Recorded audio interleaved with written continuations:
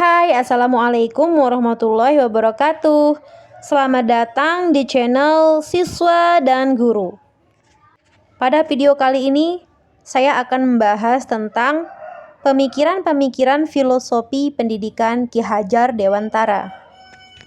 Kata pendidikan dan pengajaran itu seringkali dipakai bersama-sama. Sebenarnya, gabungan kedua kata itu dapat mengeruhkan pengertiannya yang asli. Ki Hajar Dewantara membedakan kata pendidikan dan pengajaran dalam memahami arti dan tujuan pendidikan. Menurut Ki Hajar Dewantara, pengajaran adalah bagian dari pendidikan. Pengajaran merupakan proses pendidikan dalam memberi ilmu atau berfaedah untuk kecakapan hidup anak secara lahir dan batin. Sedangkan pendidikan memberi tuntunan terhadap segala kekuatan kodrat yang dimiliki anak agar ia mampu mencapai keselamatan dan kebahagiaan yang setinggi-tingginya, baik sebagai seorang manusia maupun sebagai anggota masyarakat. Pendidikan adalah tempat persemaian benih-benih kebudayaan dalam masyarakat. Ki Hajar Dewantara memiliki keyakinan bahwa untuk menciptakan manusia Indonesia yang beradab, maka pendidikan menjadi salah satu kunci utama untuk mencapainya. Pendidikan dapat menjadi ruang berlatih dan bertumbuhnya nilai-nilai kemanusiaan yang dapat diteruskan atau diwariskan.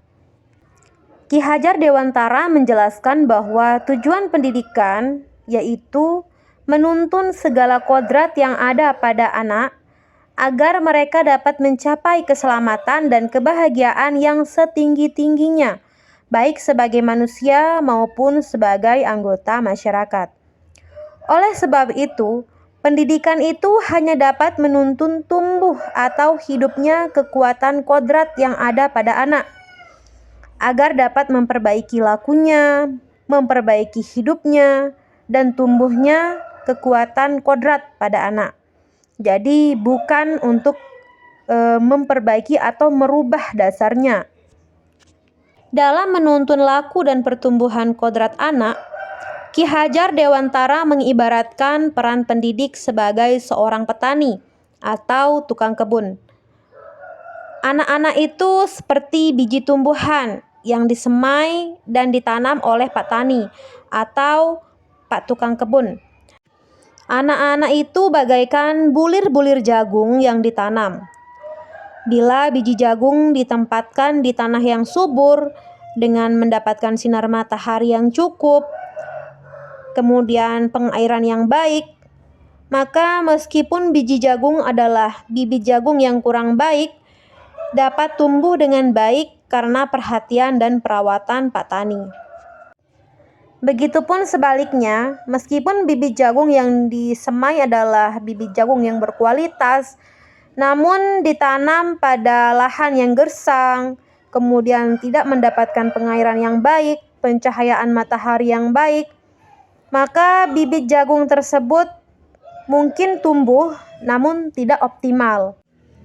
Begitupun dengan pendidikan, yang dimana guru tidak bisa merubah karakter anak, yang dimana guru hanya bisa menuntun atau merubah lakunya, bukan karakternya.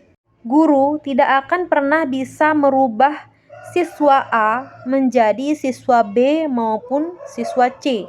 Begitupun sebaliknya. Karena guru hanya bisa menuntun. Hanya menuntun ini yang baik, ini yang tidak baik, ini yang boleh dan ini yang tidak boleh. Jadi guru hanya menuntun, tidak bisa merubah kodrat dari anak tersebut. Ki Hajar Dewantara menjelaskan bahwa dasar pendidikan anak berhubungan dengan kodrat alam dan kodrat zaman. Kodrat alam berkaitan dengan sifat dan bentuk lingkungan di mana anak berada. Sedangkan kodrat zaman berkaitan dengan isi dan irama. Oleh sebab itu, Ki Hajar Dewantara menegaskan bahwa didiklah anak-anak dengan cara yang sesuai dengan tuntunan alam dan zamannya sendiri. Artinya, cara belajar dan interaksi murid abad ke-21 tentu sangat berbeda dengan para murid di pertengahan dan akhir abad ke-20. Ki Hajar Dewantara juga menjelaskan keluarga menjadi tempat yang utama dan paling baik untuk melatih pendidikan sosial dan karakter bagi seorang anak. Keluarga merupakan tempat bersemainya pendidikan yang sempurna bagi anak untuk melatih kecerdasan budi pekerti. Keluarga juga merupakan sebuah ekosistem kecil untuk mempersiapkan hidup anak dalam bermasyarakat dibanding dengan institusi pendidikan lainnya. Dari pemikiran Ki Hajar Dewantara ini, saya menyadari bahwa peran seorang guru itu tidak mudah. Peran seorang guru ini sangat besar sekali untuk kemajuan pendidikan di Indonesia, yang dimana guru dituntut untuk terus membina, terus membimbing dengan penuh kasih sayang, dengan ikhlas, yang dimana guru harus menghamba kepada muridnya.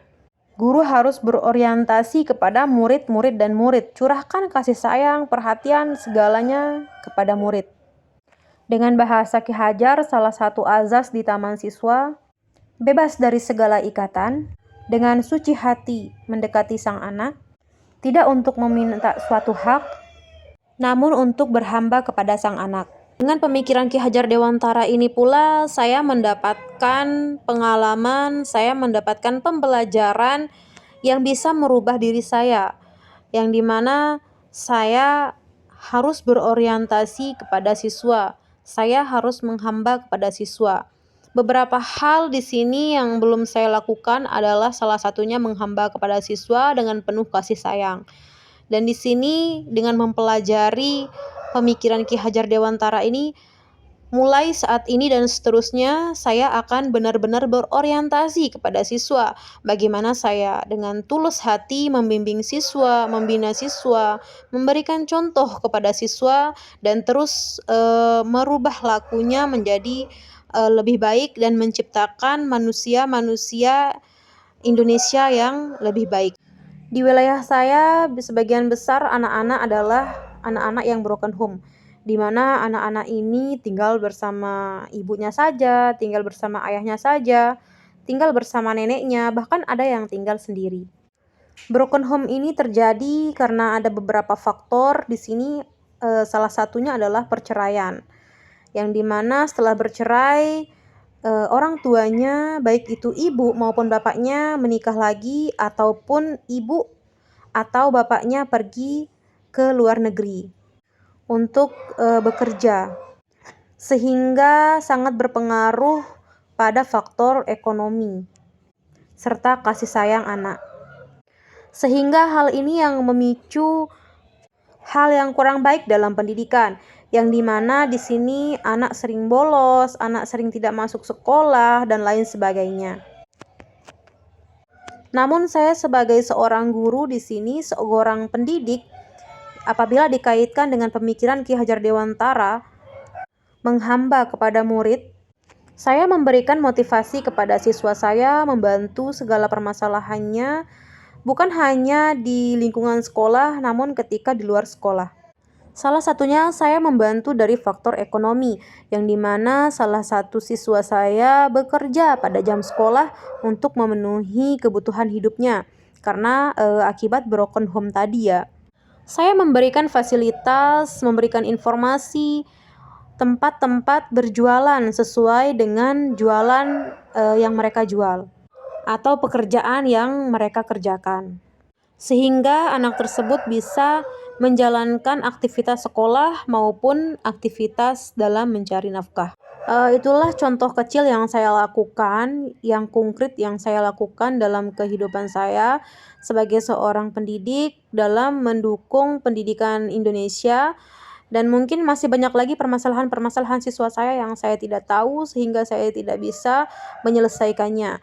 Dengan mempelajari atau dengan pikiran-pikiran Ki Hajar Dewantara tadi, saya sebagai seorang guru semoga untuk kedepannya ini bisa lebih baik lagi, bisa memberikan kasih sayang yang tulus kepada siswa saya, orientasi saya kepada siswa saya sepenuhnya, dan semoga kita semua guru-guru Indonesia juga bisa berorientasi penuh kepada siswa agar tercapai pendidikan yang baik.